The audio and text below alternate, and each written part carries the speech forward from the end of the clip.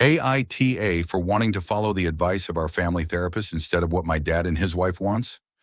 My dad got married a year ago. He has me, 16, and my two sisters, 14 and 10. His wife has two kids, 12 and 9. My mom died 8 years ago. His wife's husband died 3 years ago. They met and got married pretty fast and thought we'd be a normal family. But we didn't like the situation as much as they wanted, so we started therapy. The advice of the therapist was to prioritize one-to-one time between bio-parent and bio-kid and focus less, but not like stop totally, on everyone spending time together, because the big age gap and little time we know each other will only make us resent it more. Dad and his wife want to do the family time though, and don't want to prioritize the one-to-one time. We were asked what we wanted, and I said I wanted the therapist's advice. I said we'll never be the two-parent, enjoying kids family they want. We'll always be two families who sort of merge. We only have one living parent. And I said I cared more about me and my sisters having a good relationship with my dad than the women he's married to. I said a good relationship with him would make me stay in touch when I go to college. But if he ignores me to push the family stuff, I probably won't bother. I said I would resent the marriage if they force us to do stuff together all the time instead of letting us focus on the family we came from. So I said the therapist's advice is good in my opinion. My dad and his wife are upset. I answered like that since I'm the oldest of all the kids. AITA? AITAH for believing I was fired for having cancer. I had worked for this retail giant for more than 17 years when I found out that I had tumors in my lungs. I needed a biopsy to determine if it was cancer or not. While I waited for what was thought to be metastatic lung cancer, my little sister was dying from lung cancer. Neither of us ever smoked. I had some bad days when I would get overwhelmed by fear, and this annoyed my overnight manager. The store was closed at night, so there were only associates to see my breakdowns. But the manager pulled me aside and told me that if I was having a bad day, that I should just stay home. I took him or his word, and I did as he said, and I accidentally reached the limit of absences that I didn't have paid time off to cover. The shortage was about 2 hours. Several weeks later, I was called into the office and fired. I wasn't given the choice to quit instead, and I wasn't told that several other associates were allowed borrow paid time off from future pay periods. I was only told that because of the delay between when I exceeded my PTO and the date of my firing, it was too late. I was also told if I waited 6 months could apply for rehiring. I waited, I reapplied. There was always an excuse for my not being considered, mostly that the boss would not authorize rehires, though several former associates had been rehired. I know that I exceeded the allotted absences, and the manager didn't speak up about what he said, his word against mine, but AITAH for being afraid and thinking the manager was being sympathetic. Later on my birthday, I found out that I did indeed have lung cancer, in both lungs, the same type as my sister, and it was stage 4. AITAH for asking a family with a special needs child to move to the handicap area at a symphony orchestra. I was at a symphony orchestra concert, and in the row behind me was a family with a special needs child. Through the first act, she was making screeching and farting noises with her mouth every couple seconds. It was very distracting to the point where I couldn't really listen to the music at all.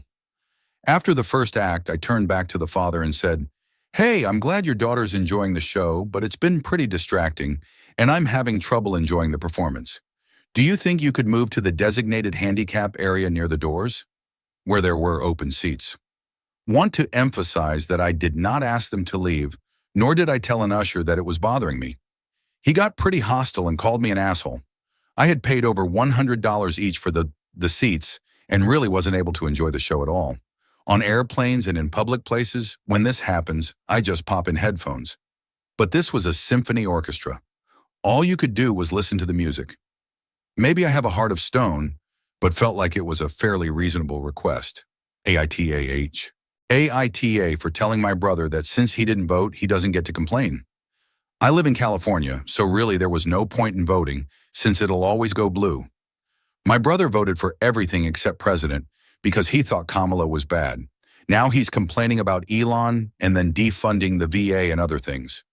I told him that he fell for the propaganda and should learn from it and don't complain to me when I was telling you that Trump was going to do something like this. AITAH for letting my son, 10 years old, decide whatever he wants. My ex thinks I'm ruining our kid because I let him make his own decisions. Not about huge life-altering stuff, but day-to-day things. He picks his own clothes, decides what he wants for dinner, within reason, and even chooses whether he wants to do homework right after school or later at night. I figure giving him this freedom teaches responsibility, but my ex says I'm being lazy and setting him up for failure. She thinks kids need strict rules and that I'm making him entitled by letting him call the shots on small things. I just don't see how picking his own t-shirt or deciding when to do math homework is a big deal. The other day she flipped because I let him stay up late to finish a video game he was really into. I told her it was the weekend, he had no obligations, and he'd learned to manage his own sleep schedule. She lost it, saying I'm letting him run wild and that he's too young to handle that kind of responsibility. But the way I see it, he's figuring out what works for him and learning from mistakes. If he's tired the next day, that's a natural consequence. Am I the asshole for giving him this much freedom, or is she overreacting? AITAH for eating all of the yogurts in my friend's refrigerator? I was visiting a friend of mine over the weekend, and I spent the weekend at his house with his wife. I get hungry a lot at his house. His name is Samuel to make it easier. So Sammy loves Chobani yogurts and has a pack of them in the refrigerator. I got really hungry during midnight as usual, and so I ate all of their yogurts within a 2-day period. I told my friend Hanky about this, and he called me an asshole. Am I an asshole for eating all of the yogurts? AITAH for keeping a secret from my husband? My husband, 37, and I have a mutual friend, 30, let's call him Ray, that we met through a hobby. We all became close to the point where Ray confided in each of us, alone, about a few bad experiences he had when deployed. Me being a war veteran myself could empathize with him. He asked each of us not to tell anyone, not even our spouse, in which I understood his request and took it as he didn't want us to talk about the reason he's so screwed up mentally behind his back. My husband spilled the beans the day after he was told, in which I confessed I knew about it as well. My husband got pissed at me for lying to him and not telling him. I explained that I didn't believe it was my story to tell and that he probably didn't want us talking behind his back.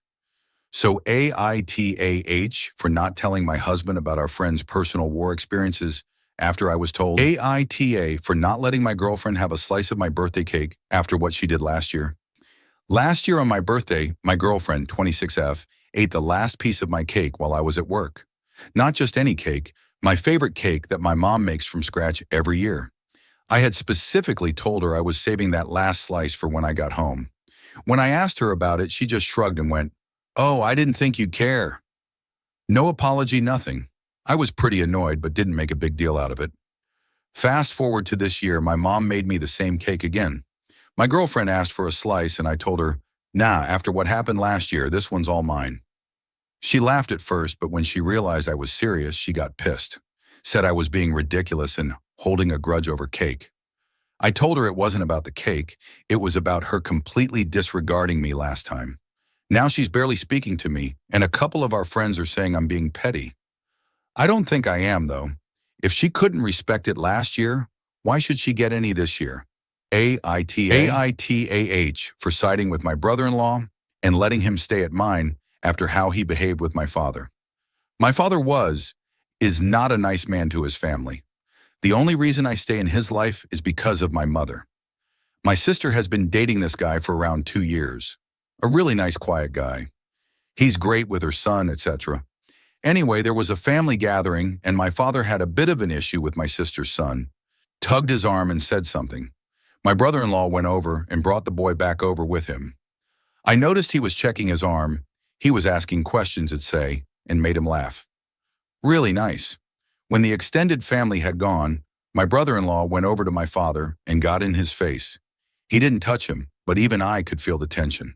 He said something along the lines of, "If you do that again to the little lad, you'll," etc. My father was an utter coward. It was nice to see. My sister told her boyfriend to leave their house that evening. I said he could stay in my spare room. My sister is unhappy for me letting him stay. I told her she was ungrateful. I said he did the right thing, and she should be thanking him. AITAH for siding with him, and especially for letting him stay.